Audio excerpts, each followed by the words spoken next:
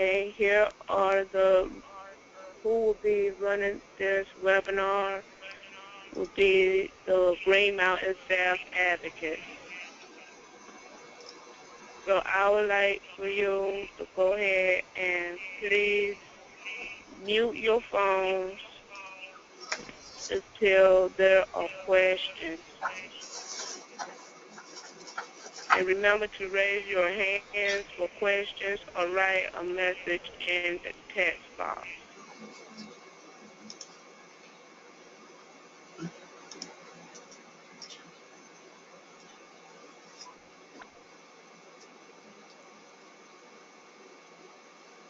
If you are using more than one device this webinar, please do not place next to each other to reduce echoing or feedback. Make sure your speakers are turned on.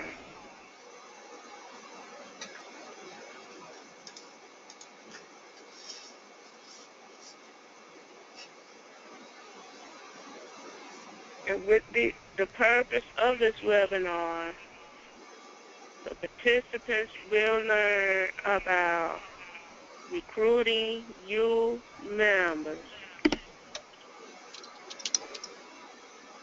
and how to involve the youth.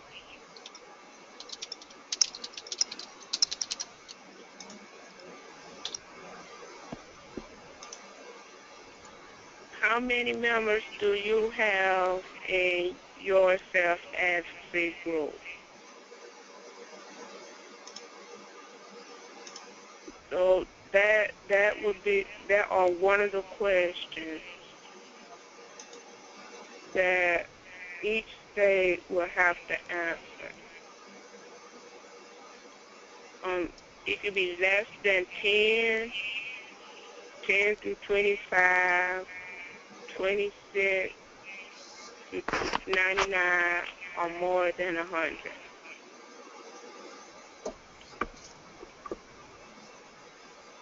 I'll give you 30 seconds to answer the question on your screen.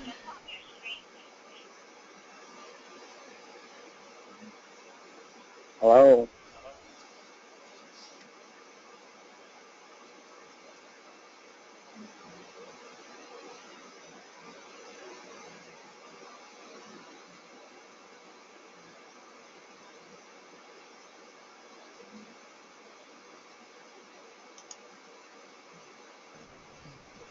I have a question. This is Max. I'm just clarification. Fast group local.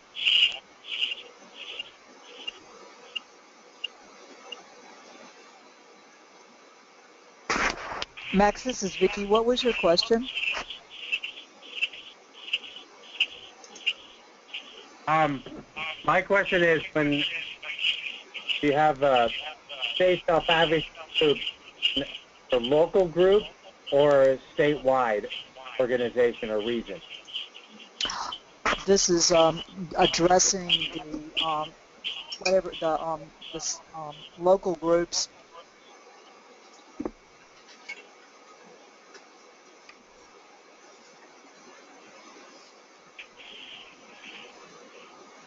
All right, we're going to close it now.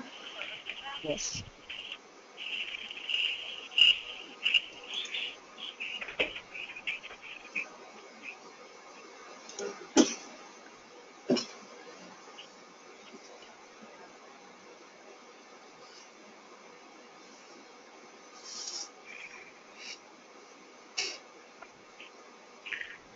So what the states have done,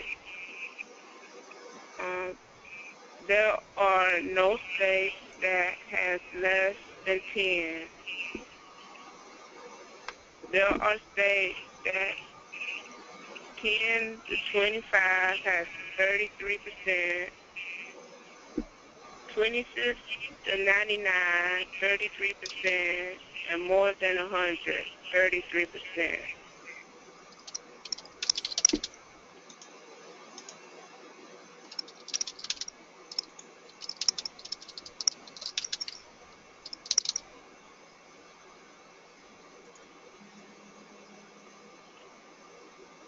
Right, next poll question, Jaquetta.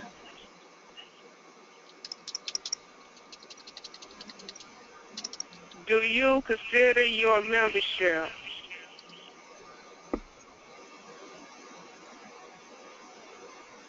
Diverse.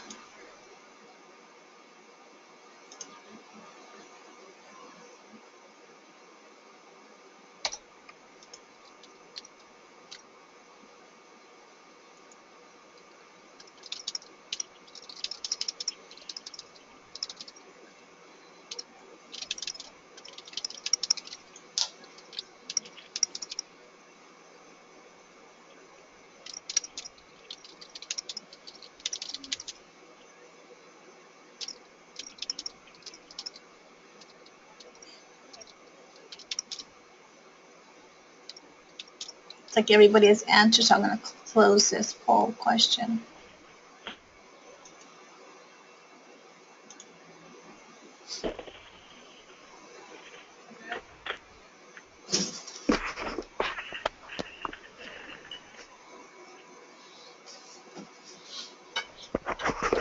Shaquetta, you want to read the results? and the results are 33% says yes and 67% says no.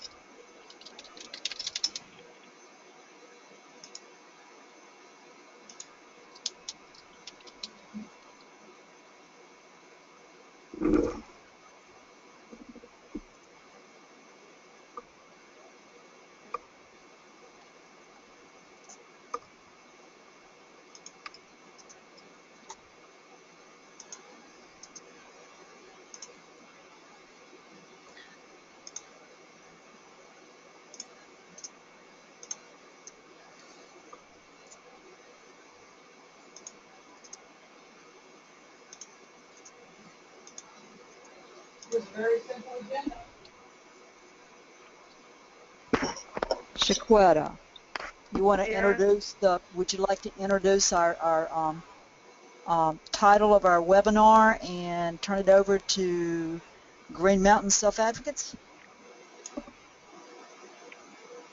Okay. So what I would like to do, I would like to introduce for Green Mountain Self-Advocate, Max Burrows, and Nicole. Thank you very much. So I'm Max Barrows. I am the Outreach Director of Green Mountain Self-Advocates. I've been doing this job for 8 years now, and I support 600 members with intellectual and developmental disabilities involved in across Vermont. Groups I give assistance to running their own meetings, agendas while doing so. Also, when the legislature's in session, I encourage and also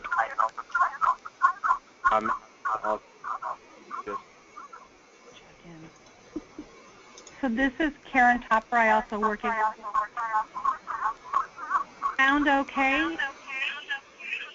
You guys are We seem to have an echo going on here.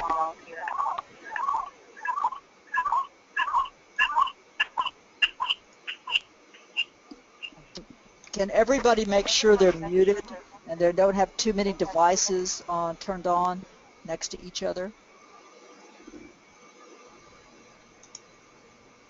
That seems to be better.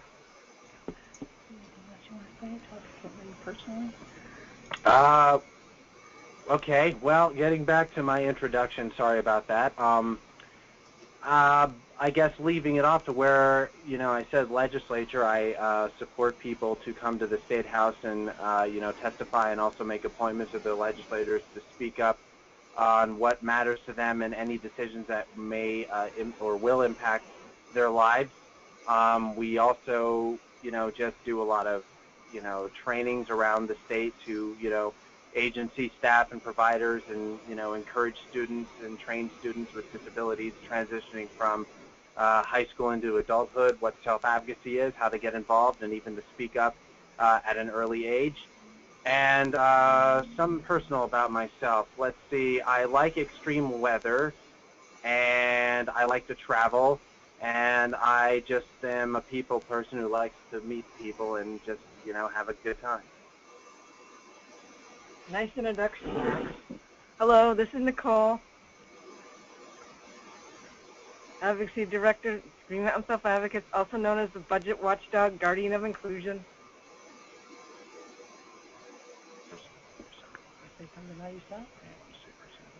I love to travel. I'm a die-hard Red Sox and Patriots fan. And this is Karen Topper. I just want to add that Max got involved with Green Mountain Self Advocates when you were still in high school, right? Yeah. Yeah, and then when Max got out of high school, you were working in the restaurant business, right? Yep. Yep. And then what do you always say about how you got involved in self-advocacy? I say that, an arm came in and pulled me out of the food and filth compartment and said, "You're coming with us. You're with us now, and so we need a leader like you." So I let that arm come through the wall and pull me out of there, and since then I just have a wonderful job that I could not ask for and any better, and I wouldn't trade it for anything else. And Nicola Blanc started maybe when you were maybe 20, 21? 2007, October. Yeah, so she was also in her very early 20s. Found out about it through a home provider. Helped pull me off my parents' couch. All righty, so that's it for introductions.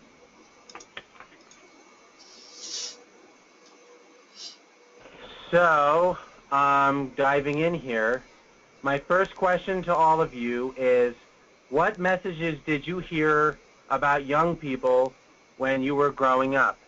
And take 2 minutes to think of your answers, and think about the myths, all the myths people say all the time about youth. And Juliana, if you could be so kind to go ahead 2 slides, that would be great. Repeat that. I need you to go ahead 2 slides.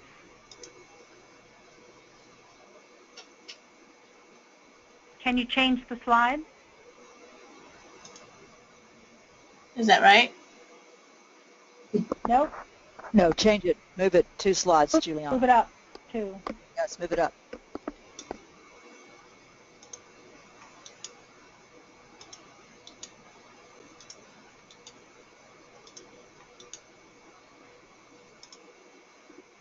Well, until Juliana's able to change the slide to slide 3, then actually to slide 2, if Max, if you could just repeat the question for everybody they're supposed to be working on. Yes. What messages did you hear about young people when you were growing up? So take 2 minutes to think of your answers, and think about all the myths people say all the time about youth.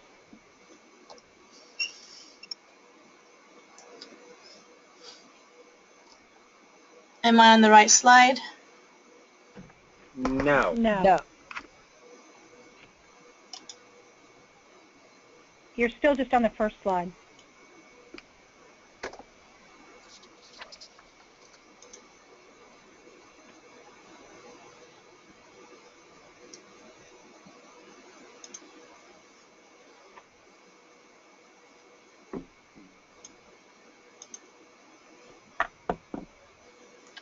Can you see this? No, it's not been moved, Juliana. It just needs to go 2 slides forward.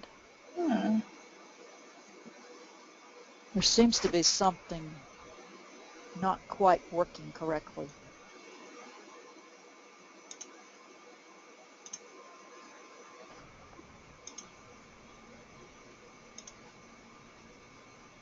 That is odd.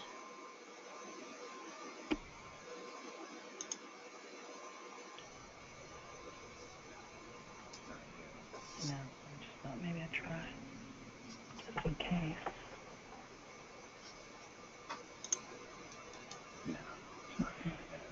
You get now? Nope. Nope, you're going backwards. Go forwards.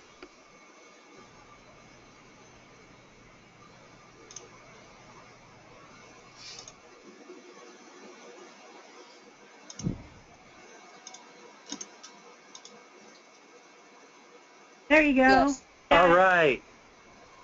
Technology. You gotta click a whole bunch of things.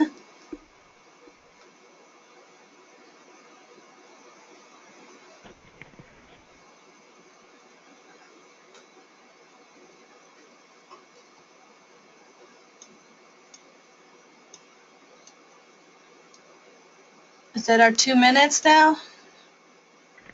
Yeah, it has been 2 minutes. So come back, and I would like to hear what some of you have come up with.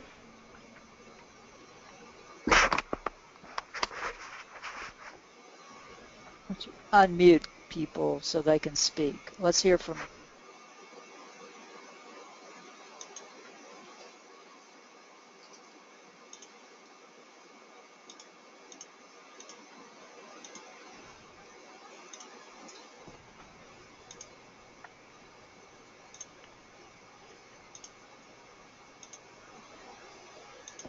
Who would like to speak?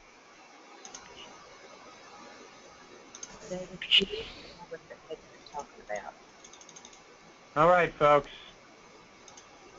If you would like to answer, you can raise your hand. I've just unmuted everybody.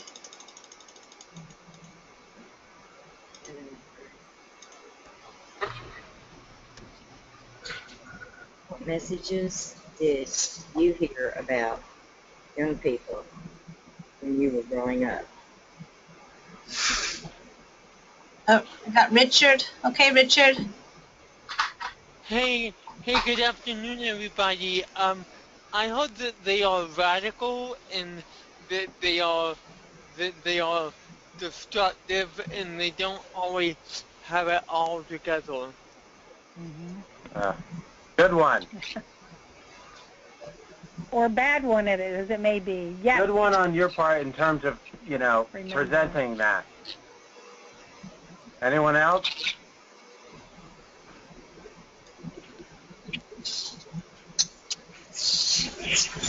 Anybody else like to comment?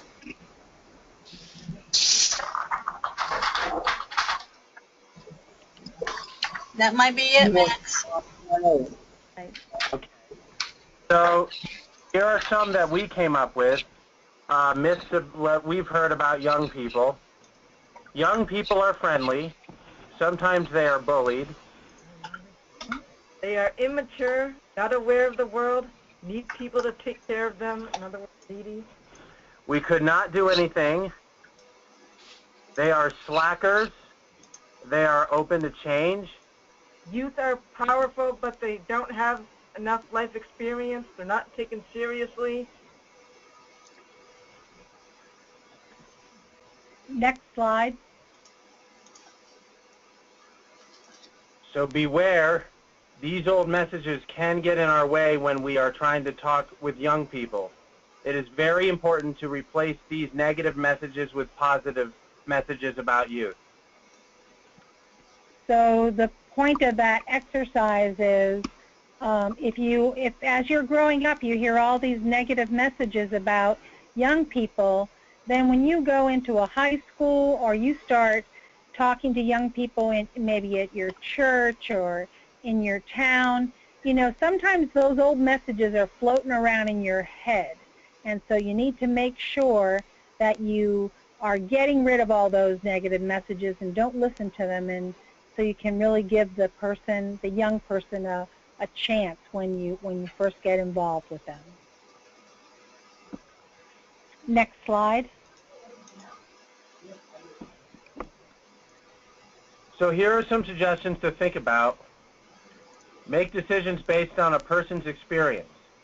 Don't just look at how old they are and assume they don't know how to do something.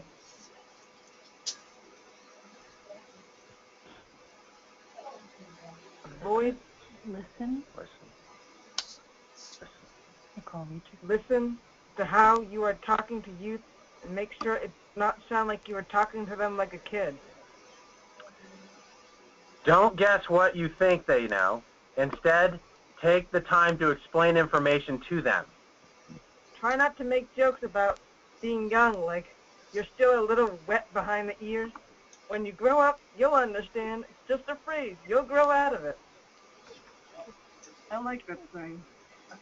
So this is Topper, and I just want to say that I unfortunately had one of these experiences just yesterday. All of us here at Green Mountain Self Advocates, we got a little bit of money to make a video, and so we were looking for a videographer to work with us, and we got a great recommendation, and so this person came, and so a local high school teacher said, I have an intern that is really, really good, and he can come in and help you out in making this video. Well, when this teacher told me he had an intern, I assumed the person was like in college or a graduate student or something like that. Well, lo and behold, when the person showed up to help us make our video, he was 17 years old. He was a high school student. And so I had to really hold back and not act surprised or make sure I didn't pass any judgment on this great young person who actually is a great filmmaker.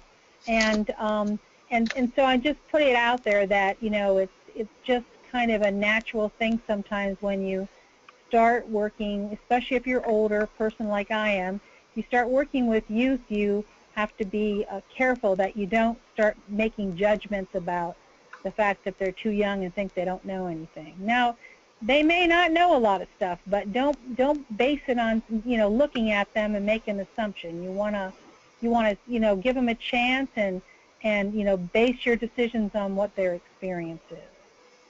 All right, Nicole, we want to go to the next slide because Nicole has another question for people. Or not a question, but sometimes adults can be disrespectful of young people. It's no one's fault. We just need to be careful not to put somebody down.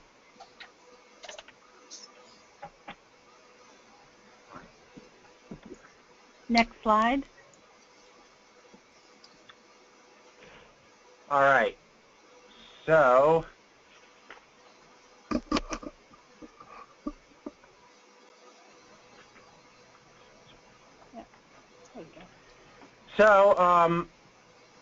make sure you don't ignore young people when you are busy with more important things.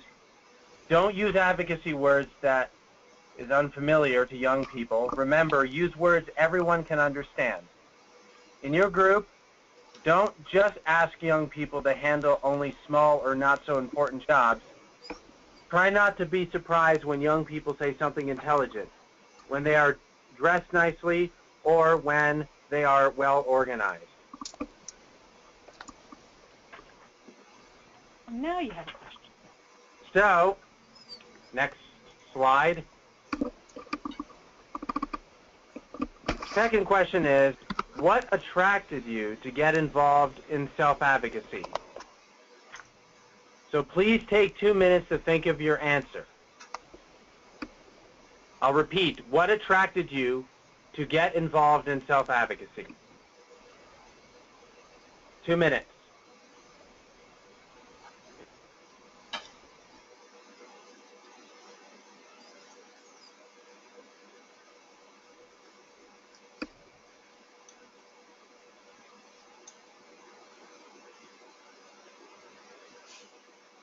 It's like Richard has raised his hand. Richard? I think for me it was about empowering individuals with disabilities to stand up for their rights and helping them live in an inclusive environment. There was something about the group component of self-advocacy that really attracted me as well. We are something bigger than a group. That's a great answer. Does anybody else have an answer? Yeah, I have David Taylor. Go ahead. Not like everybody else. Okay. I want to be in American Warhorse to change the disability disabled classes in HQHYA. And I did. It took me 5 years to do it.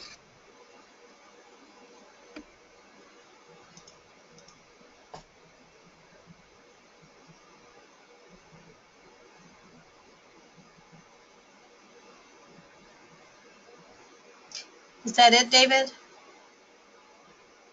Welcome.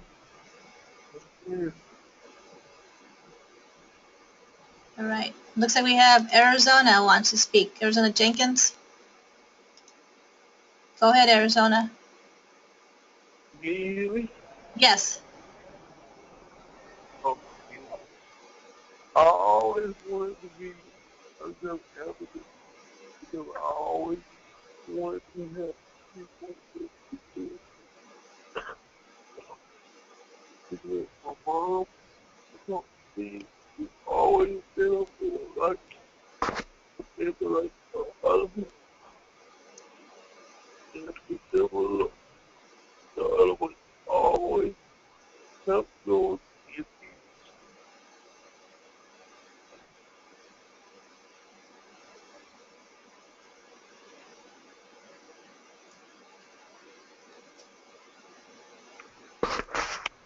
So,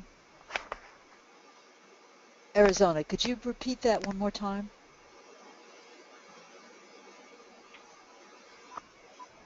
And then I always wanted to be a good advocate because I always wanted to help those in need. And my mom helped, always helped me to stand up for your life, for your life, and the life of others. They always help those who can't help themselves.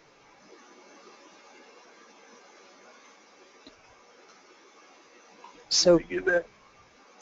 let me make sure I heard you. That you always thought that self-advocacy was important because it helped people get involved in things and in the community. Is that kind of the gist of what you said? Yeah, it always help those who need. There's someone you can always help. everybody help. No matter who you are, get help people, get help yourself. So it's that you're showing people that you can help yourself and other people and teaching others so that they learn to help themselves? Yeah. Okay. Thank you. Yeah, thanks. All right. Richard again. I did not mean to press that. I do apologize. Okay. So I do apologize. Microphone off. All right.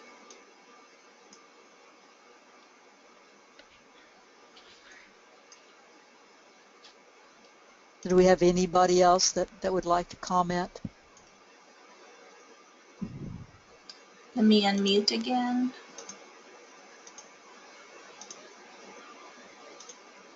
Okay. Nobody yet. Anybody else want to comment?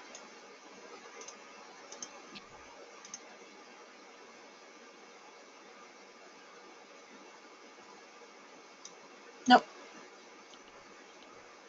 Oh, Arizona again?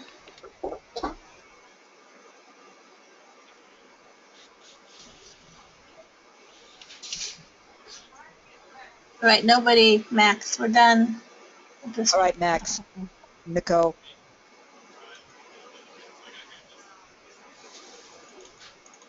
Y'all can go ahead. Let's move the slide.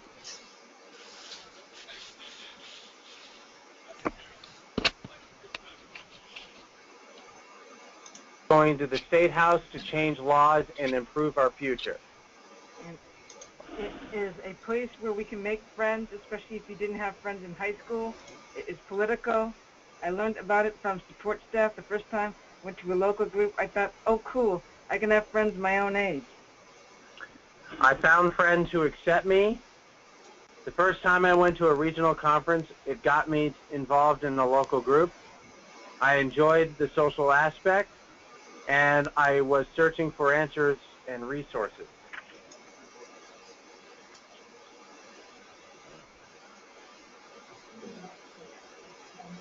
So when you meet... She did already.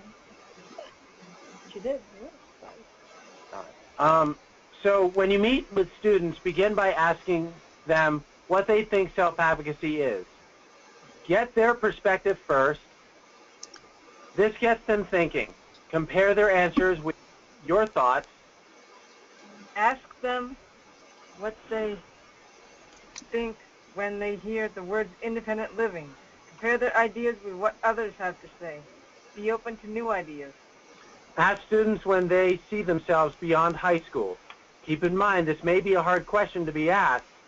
Students may not be able to answer this question the first time. So be patient, but keep trying. It might be the first time they have talked about growing up with peers. The truth comes from us, and it is not sugar-coated.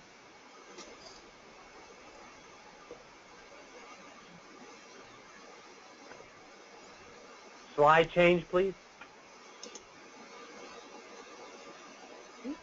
Well, actually, It's okay. I think we either went ahead to, but it's okay. We can just tell you what it says. Try going back though, just one, Juliana, if you don't mind. our bad. It just seems like there's one missing, but that's okay. So Nicole, you have a few other tips that you wanted to share. Self-advocacy can give you the courage to listen to your voice. A peer atmosphere helps you say what is on your mind. Talking to a peer is different from talking to a teacher. A peer can make you feel more included. Let them know they are not alone while facing challenges. Be careful not to shut down another person's dreams. Try to make everyone feel listened to. Always support youth to make their own decisions. Give them a chance to take control.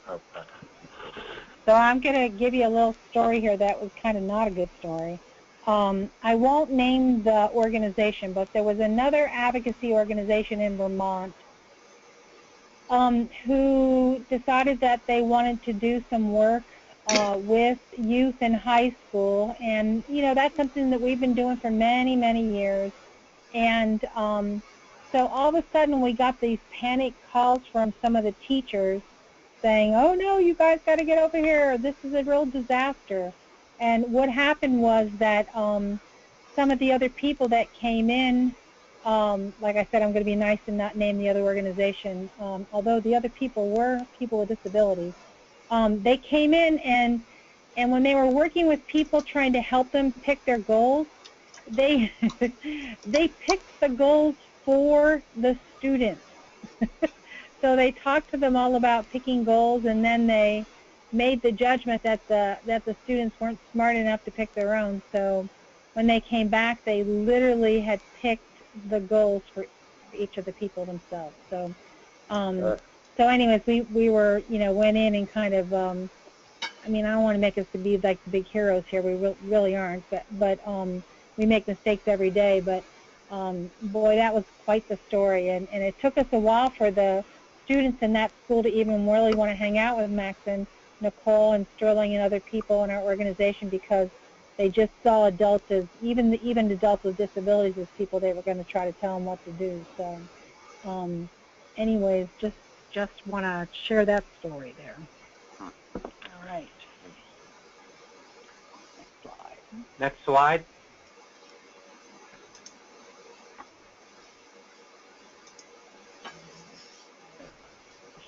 So, next question I have for you all is, how have you tried to get young people involved?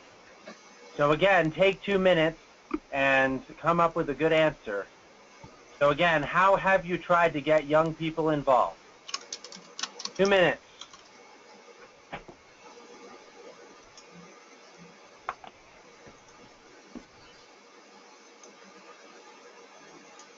It's like Arizona has his hand up. Go ahead, Arizona. You can unmute yourself.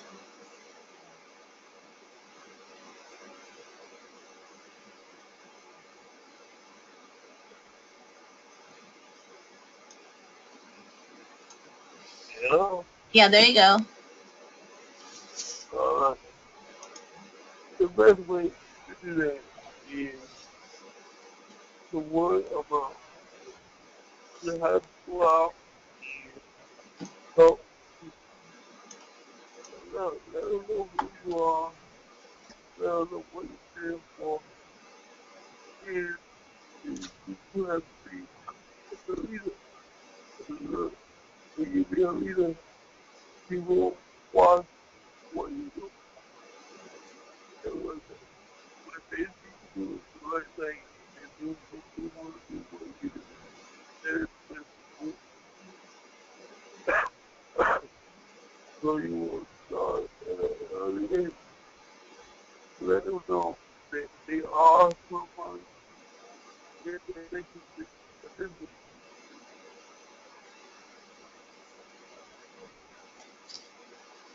Okay, good? Can you get closer to the microphone, Arizona? Thank you. I got my head later on. I need to get some fucking money. I'll try it again. I said the best way to get people involved is to go out and talk to them and let them know what you stand for and what your group is doing. And then they want to get involved that way. Show them, take a by their hand and walk with them and talk with them and let them know that they are somebody and that they can make a difference in their life. And they good to get that? Yes, you did. Thank you. So what I heard you say was, correct me if I'm wrong, but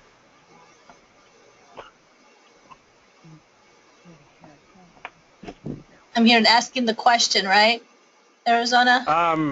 I'm just trying to get what was just said. So Yeah. go out to where the youth are at the places they're at. Talk to them. You gotta go out. Get involved with what they're doing. You gotta Kinda go out let- where they are. And you gotta talk with them one-on-one and let them know that they can make a difference, that they are somebody, and that they can do it. All they gotta do is believe in themselves. If you believe in them, you can do it. That's great advice. Thank you so much. Thank you. Anybody else? Yeah, we have David. Go ahead, David. All right. I did a presentation with different relatives in Africa.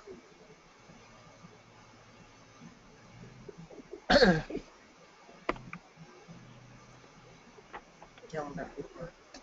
And the people for North Carolina Say, and saved. when you did what? Yeah, I did Wild Away. Youth for Action. Youth for Advocacy group. Which was a project at UNC.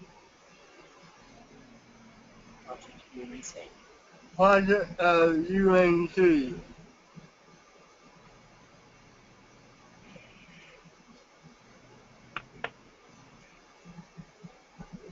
Mark Reyes. Thank you, David. Thank you. Anybody else? See, I'm going to unmute everybody. If anybody wants to comment.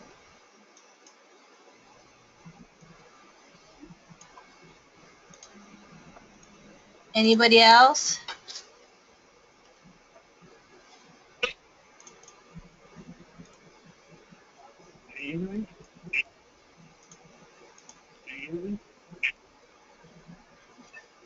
Hello? I have one from Oklahoma. They said we started self-advocacy chapters in our schools. Yeah, cool. We've done that.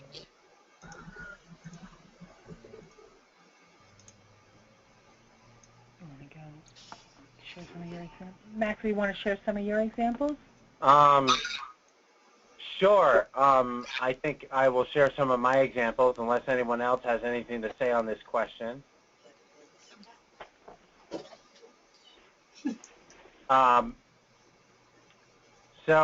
If no one else is replying to this question or answering this question, I'll go ahead and share some of my examples. We held a youth summit for 8 different high schools. We had adults with disabilities talk about how life has gotten better for them after high school. Maine, the state of Maine, is doing leadership training specifically for youth. This is a way to connect with them with the state self-advocacy group. And we reached out to the area high schools and we tried to set up a peer mentoring program. It was not as successful as we wanted it, but we did get some youth to join our local groups. We knew families or teachers in 3 different towns who helped us get groups going in schools. We put the goal of working with students in your organization's strategic plan. Make videos with young self-advocates telling their story and describing their dreams for the future. I just want to, this is Topper, I just want to share one comment. That whole, that little suggestion that we just made about making sure you put the goal of working with youth or working with schools in your strategic plan was really key for us, because I know with us, we review our goals, at least every other board meeting, and so, we had to hold ourselves accountable what we have been doing to be able to, like, what are we doing? What steps are we taking? What are we, what committees are working on it? What have we done about working with youth? And so that really kind of helped us not let us forget the fact that that's a real important thing for us. And then also, Max, you want to talk a little bit about that picture? Sure. Yeah. Basically, that picture, as you see on the slide, that is me filming students with disabilities to share their hopes and dreams and goals for the future. So that's what I am doing in that picture. And we did that at the Youth Summit, and that was really something people really loved. It was really a lot of fun to do that. So we're going to move on to some other tips if we can go to the next slide.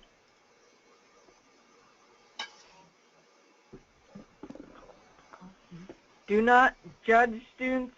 Tell them their opinions are important. Keep your own opinions to yourself. Students may not be used to being asked their opinions at first. Encourage students not to judge each other. Find meaningful ways for youth to get involved. For example, attending a statewide self-advocacy conference, working with you on a community service project, helping teach a workshop, or presenting to a group of family members. Remember, we are all individuals. When a teen expresses their opinion, they are not speaking for everyone under the age of 30.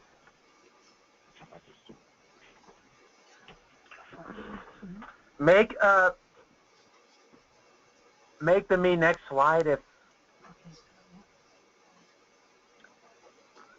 make the meeting fun with lots of hands-on activities. By keeping meetings interactive, you can get students up and moving around. Too much talking at people can be boring, and as I would say it, put them to sleep. Sometimes youth are reluctant to speak up when teachers, support staff, or parents are in the room. They may need to be encouraged. It is important to get students used to the idea of speaking up for themselves.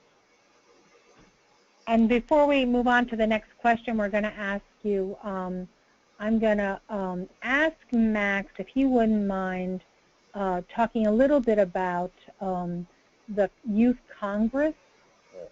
It's not on the notes there. I'm just doing it off the top of my head. So Max, if you can talk a little bit about the Defamation League and how they had a Youth Congress on getting rid of hate in our schools, hate speech in our schools. Maybe talk a little bit about how you worked with high school kids with disabilities and that. So the Anti-Defamation League is an organization that is about 100 years old, and they are an organization that focuses on hate crime throughout the country and the world. And what they did was they came up here a couple of years ago in the fall, and they did a conference known as a Youth Congress. And so their main focus was on, making, schools like a hate-free place. And we were invited as an organization to present at the Youth Congress that the Anti-Defamation League ran. And our main focus was on respectful language and usage of the R word and other put-downs toward persons with disabilities. And we presented a workshop on that with students in high schools and also in middle schools too, on language that is used to bully people and also to put down people with disabilities, and also get their perspective on how to stand up to it, and also help people with disabilities stand up to that kind of language. It was really. I mean, the students that went to this Congress, and there were like 750 students at this big event, they actually were all from middle schools all over the state of Vermont. And they were kids mostly without disabilities. There were some kids with disabilities, but mostly kids without disabilities that came to this big Congress. And what Max did that was really cool is he recruited a bunch of high school kids with disabilities to work with him to teach this workshop. I'm sorry if I'm repeating it. I just want to say that it was just so cool because on the one hand, I think, we could have just went in and did our usual thing at GMSA and had a lot of adults with disabilities do the workshop. But, it was Max's idea of, thinking back on when he was in high school and how he got involved and how we had asked him to help teach some workshops when he was in high school that he just said, wait a minute, this is a great opportunity. I'm going to get some high school kids to work with me. And it was really cool for middle school kids to see high school kids with disabilities, be the presenters and be kind of in that role of leadership. So, all righty, moving on to the next slide. I'll be number 1 too. Max is just going to give the question now. Okay. So the question is, give us an example of how you make a meeting fun with lots of hands-on activities. 2 minutes, again, to think of this question. Again, give us an example of how you make a meeting fun with lots of hands-on activities. 2 minutes. And Nicole's going to do 1, 2, 8, 9, 10. yeah. 1, 2. I have Arizona. 8, 9, 10. Go ahead, Arizona. In the day, that the people talk, a lot of people.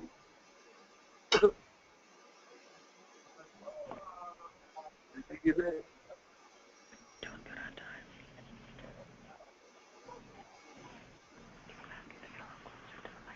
Can you do me a favor and get a little closer to the microphone so we can hear you? I said, you have games, a lot of games that pertain to the topic, and also you need to have food to eat, to keep it in the meeting. In the meeting. I heard something about in the meeting. Can you repeat what you just said, please? I said, you need to have games, games Games? that can change. Yeah, games. G-A-M-E, games that can change to the topic. Also, you need to have food to eat while you doing the game. Keep it in. That's a great idea. I wonder if you could write down some of the names of the games that you have. All right. Anyone else?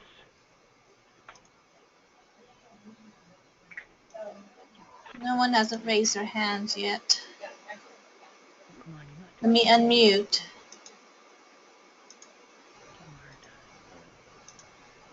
These are games, people. Come on. Anybody else have any other comments? I guess their meetings are all pretty boring and they don't do anything fun, Max. I don't know. Oh, yeah. They're games. They're games. Come on.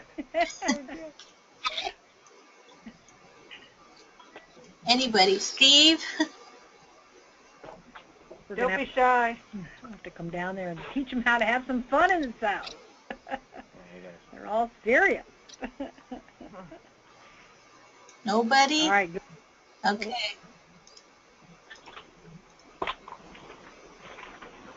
Muting everybody back. Oh, we got Ray. Go ahead, Ray.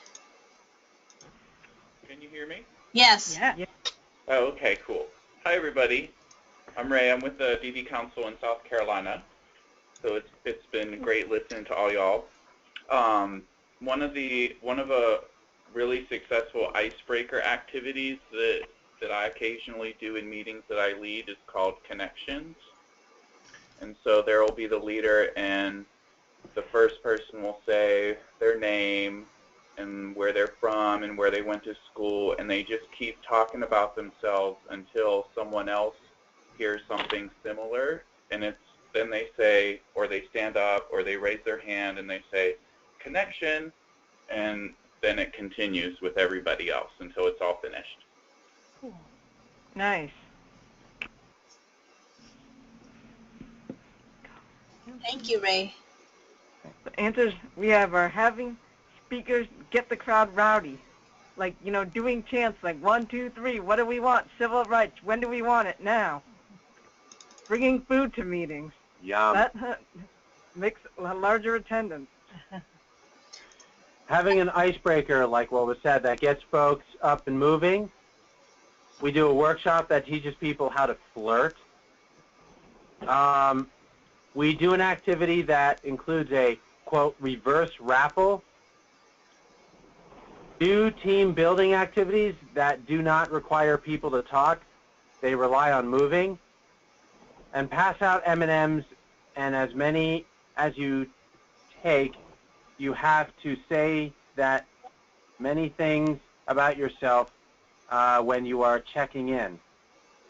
I haven't personally done that, but... Max and Nicole? Fun?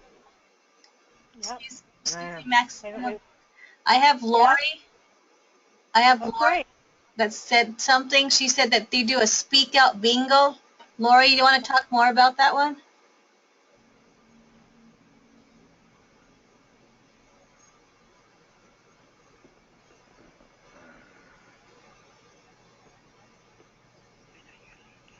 Maybe not.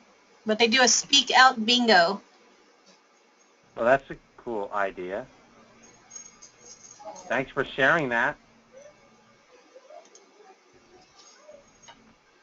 Nicole, you have a few more? I have pass out M&Ms, and as many as you take, you have to say that many things about yourself when you are checking in. Have a dance. Everybody loves dances. Do Zumba with your group.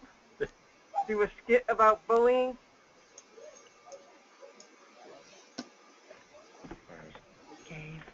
Gave raffle tickets out to people who are putting self-advocacy skills into action during the meeting. How about that?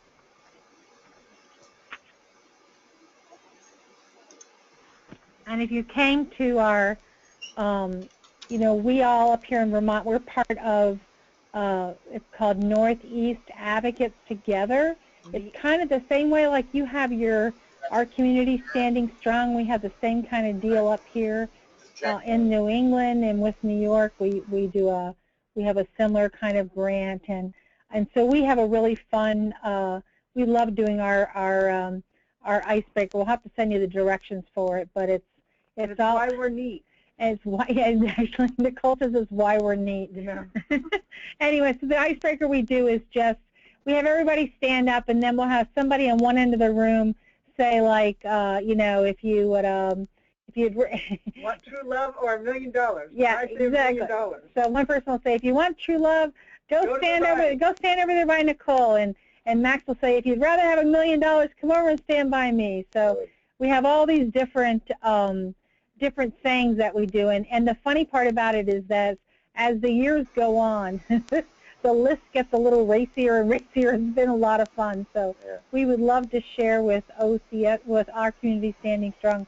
We should make sure to remind me, Juliana and Vicki and David, when you see Max and I next, we'll make sure we give you this icebreaker. It's been a lot of fun to do it. So Great. all right, we got some few more tips here, right? Yes. All right. We'll just switch one for one. I'll do 11. I'll do 12. Okay. Remember, students have busy lives. They may choose to hang out with their friends instead of meeting with you. Respect their choices. Set up group agreements. Group agreements include everyone, and they are different from the rules that students are used to. They should include reminding seasoned leaders to talk as little as possible.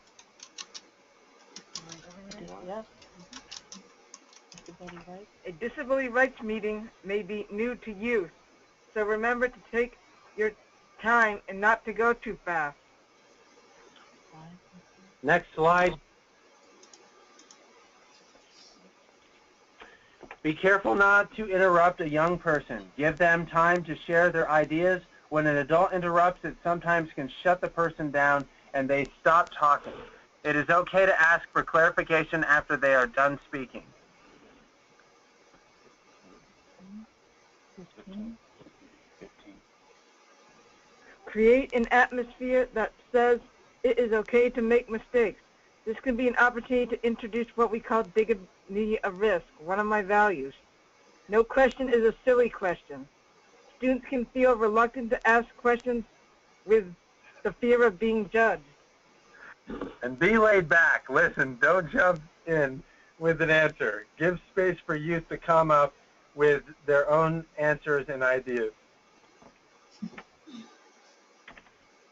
And I'm gonna put in a little tidbit story here. So one time we had this high school student. Actually, Nicole, Max, I think you never knew this guy. This was a long, long time ago, and he got involved, and we were trying to come up with ways to. It's in the beginning, like in the late 90s, we were trying to think about how to deal with the R word and things to do. And so this young guy said, well, I just think that we need to have a big smackdown, and we have to have all the people with disabilities on one side of the room and all the people without disabilities in the other room, and we just have to have a big smackdown and just settle this thing once and for all. So, I mean, it was, really looking at the peer leaders at the time to say, like this guy was really excited about his idea. He never really had shared an idea before, and I'm sure a lot of us might think like, oh, that's really kind of silly or ridiculous or whatever. But the thing of it is that people like didn't give him a hard time about his idea, and they decided to make kind of like this goofy role play about it, and just show how ridiculous it was. And and that was his whole point. I mean, he knew he was being funny when he said it. So I guess what I'm saying is that it would have been really easy for the peer leaders at the time to kind of like just ignore him or kind of just dismiss the idea or roll their eyes. And instead they kind of thought like, well, that's a new idea. That's really different. And then they just kind of thought about, well, how can we really kind of use this in some way? And not that you have to use every idea that someone young comes up with, but it was just a great exercise for people trying to show that they believed in people. So, all right, Master, you got one more question for people, right? And that is on the next slide. On the next slide. I believe. So tell us a short story from your life that is an example of you speaking up, taking control, making a big decision that was not popular with the people around you. So how many minutes? 2 minutes. 2 minutes again. So again, tell us a short story from your life that is an example of you speaking up, taking control, making a big decision that was not popular with other people around you. 2 minutes.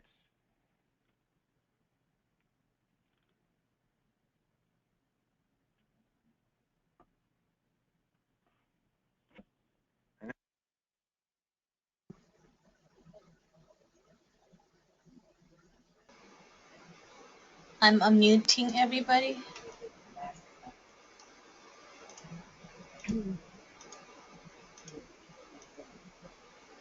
Anybody want to comment? Hello.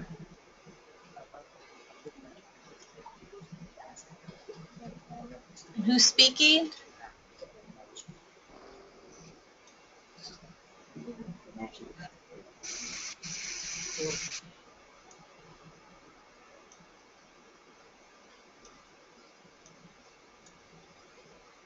David. Go ahead, David.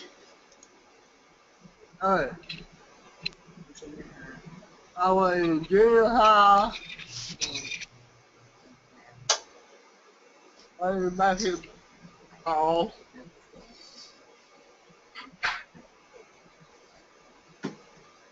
That's what I was taught.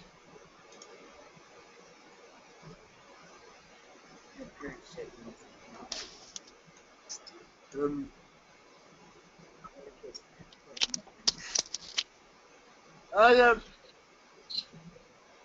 kid can't be involved. Other parents can't keep telling me I can't be involved.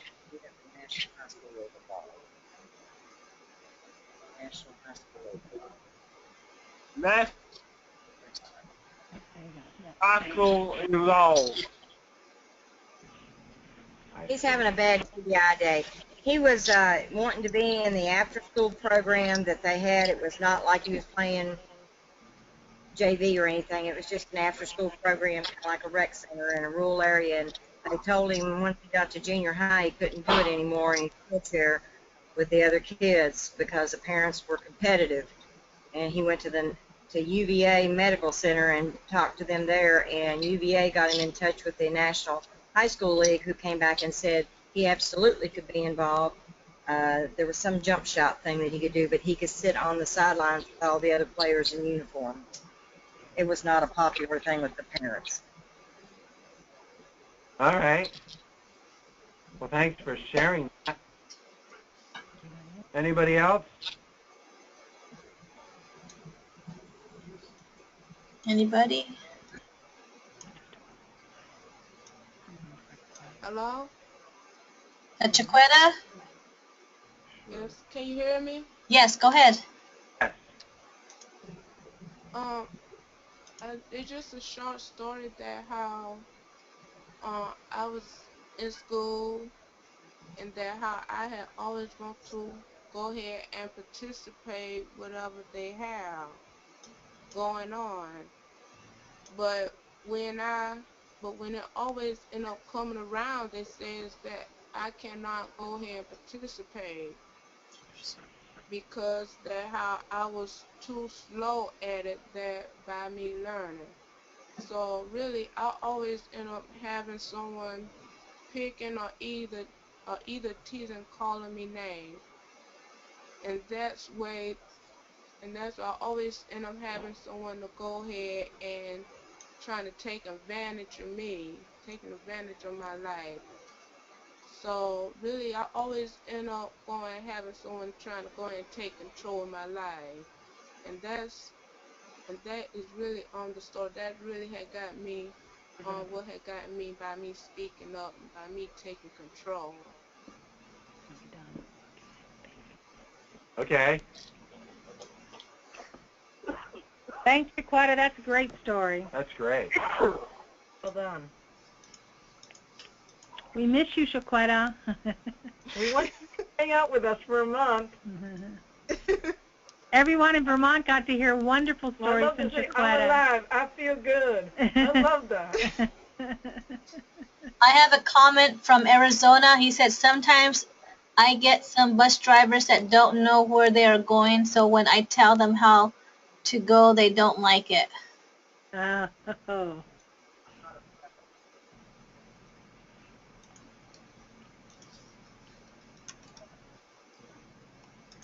Wow. Anybody else?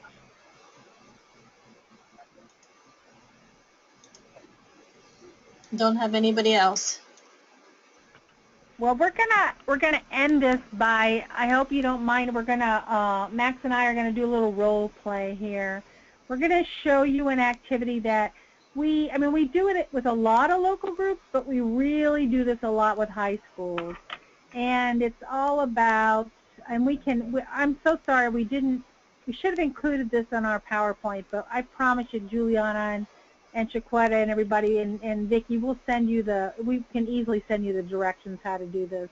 But basically you are teaching people how to make their case. And so first you have people try to come up with something that they want to do, something they want to try that they've never tried before. And then it's just some simple, very simple steps where they kind of work with a partner to try to figure out ways that they can make their case to be able to try out this new thing. And then we do this role play where we have them, they have to make their case to a really grumpy old curmudgeon who is, to a person that's going to be like, oh no, you can't do that at all. So, and we have them really practice, and then if they get stuck, they can turn to the audience and they can get some help. So Max and I are going to show you how we do this. You want to do the riding your bike, Max? Sure. All right, go for it. All right, so here's this role play, all right? Remember, this is just pretend. I'm not usually this much of a curmudgeon. Hello, Karen. Hey, Max, how you doing? Good, yourself? Doing all right? I'm doing good with myself. What are you going to do this weekend? I'm going to go probably just hang out with some friends. But I was wondering, you and I ride bikes a lot, and I was just feeling like trying something new. And I was wondering if I could ride my bike into town all by myself. Well, I don't get it. I mean, don't you like riding your bike into town with me?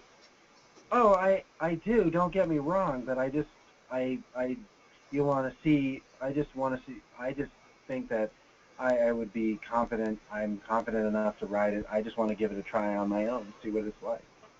Well, I mean, I don't know. It makes me pretty nervous, Max. You got autism, and sometimes you get a little distracted, and you kind of look at other things on the side of the road. I mean, I don't know, man. This is making me kind of nervous. Are you really?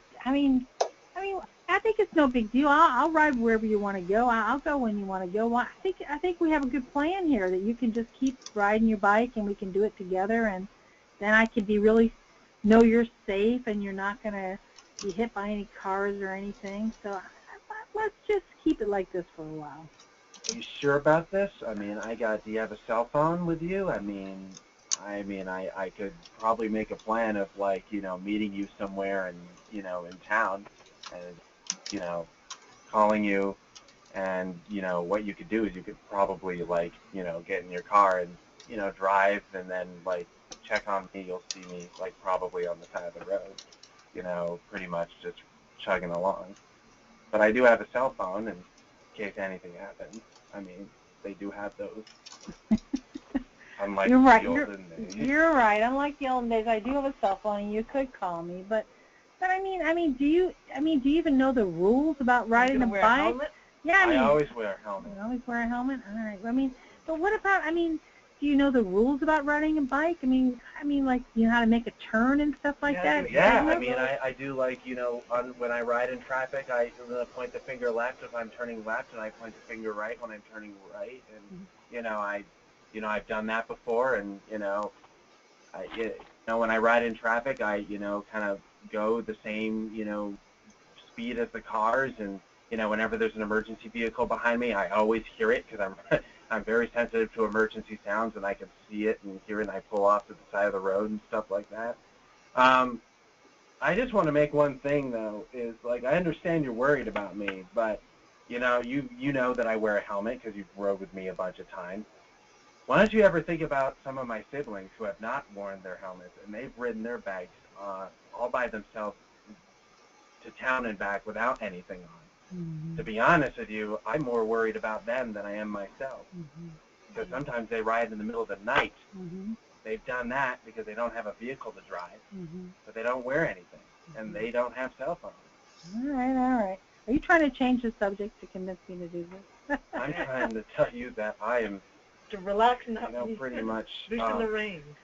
I didn't tell you, sister, to put your opinion in this. This is my case. Okay, brother. Maybe trying to help you. I understand you're trying to help me. You can make it. I understand, but all I can say is just, give me a chance. I mean, you know that I'm, you know that I'm careful. I understand I can get distracted, but, I've been safe. I know what's, I know what's going on. I watch where I'm going. I'm very, cautious, and, I understand it's nerve-wracking to you, but, I just am asking for this one try, and if I make a mistake, then I'll be held accountable for whatever the heck happens, because it'd be my fault, but just give me a chance, that's all I ask. All right, role play over. What do you think, guys? Should I let him ride the bike to town by himself? Any comments? Let me unmute. Right, everybody's unmuted.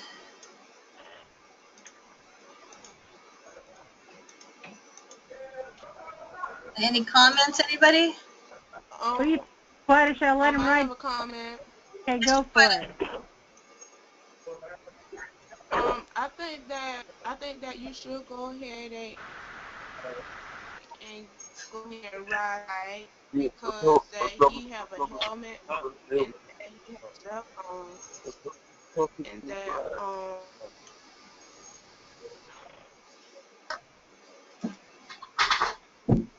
That's great. Thank you, Shaquetta. It makes sense, Shaquetta. Can you see how this exercise could be really helpful when you're working with youth to try to help them get some... And that he knows how to leave him.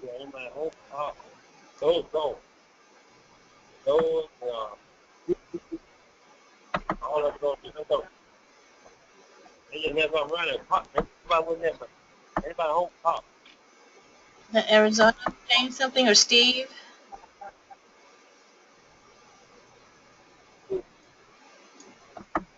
Arizona, go ahead. Yeah, that was good. That was very well put. And I will be using that in my group. Use it in his group as well. Yeah, please do. Thanks. You can steal any of our stuff. It's free. So especially if you're with a whole bunch of youth in your group, whatever, get people to work, and and make their case and figure it out, and you know, like make a plan for how they're going to make their case, and then just go do the role plays in front of everybody. It can be really it's a good exercise. It's fun. So. Thank you, Topper and Max and Nicole. You're welcome. The last slide, we're done, but the last slide does have some resources on it if you want to check them out.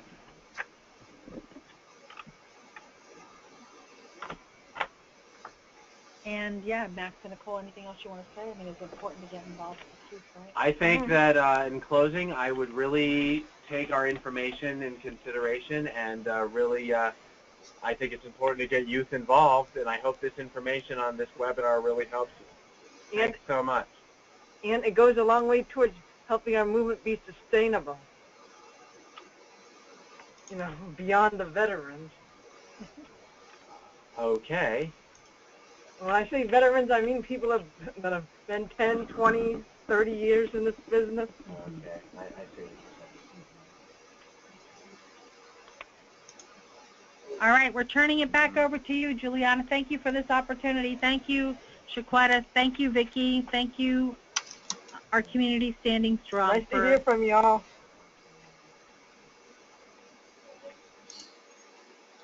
All right, Vicki. I'm going to turn off the meeting.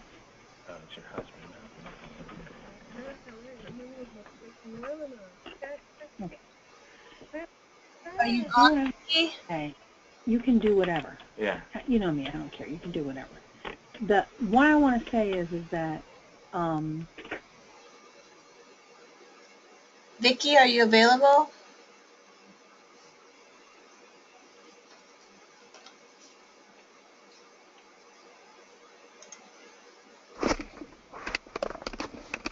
Can you hear me? Yes. Okay. We are running a little bit over. Can we go to the state questions really quickly? Yeah.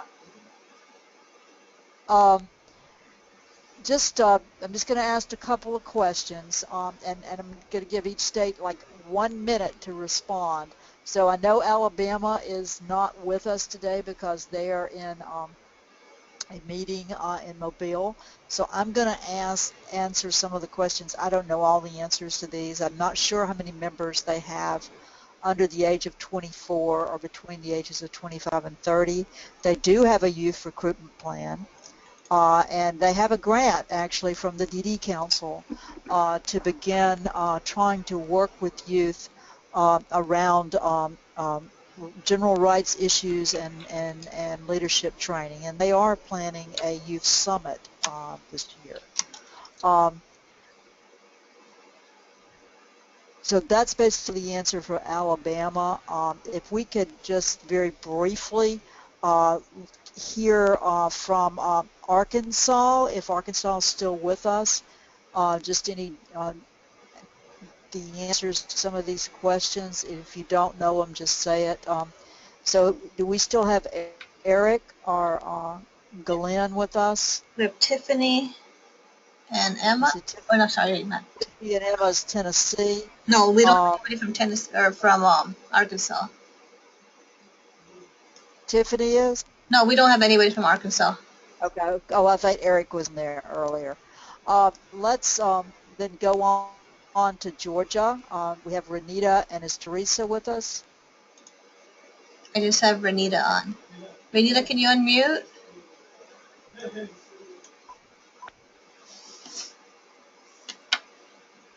I tell you what, since we're running a little short today, since we have these wonderful presenters, we will send out these questions to each state because as Max and Nicole and Topper pointed out, having a youth recruitment as part of your strategic plan is so important to self-advocacy in terms of the sustainability of the movement, and also in empowering young self-advocates to be leaders and to be in control of their lives. Let me just very quickly go over some of the dates to remember. Remember that your third quarter invoice is due the 5th, and your second vlogs are due. And for some of y'all states who have not submitted your first, you've got your first and second due. We will need your quarterly report on progress, but we're going to do that with our state meetings that we're having tomorrow and on the 30th. We're having an advisory committee meeting by GoToMeeting on the 17th of September. And September 19th, you'll be submitting your fourth quarter invoice and your final report. We go on, Juliana, to the next slide. Our webinar dates on July 16th, we'll be having a webinar on organizing around an issue. On the 20th, we're going to talk about partnerships outside of the disability community. And on September, and I think the date is actually going to be September 3rd, but we are not confirmed it yet, Tennessee and Alabama are going to talk about closing institutions. Next slide.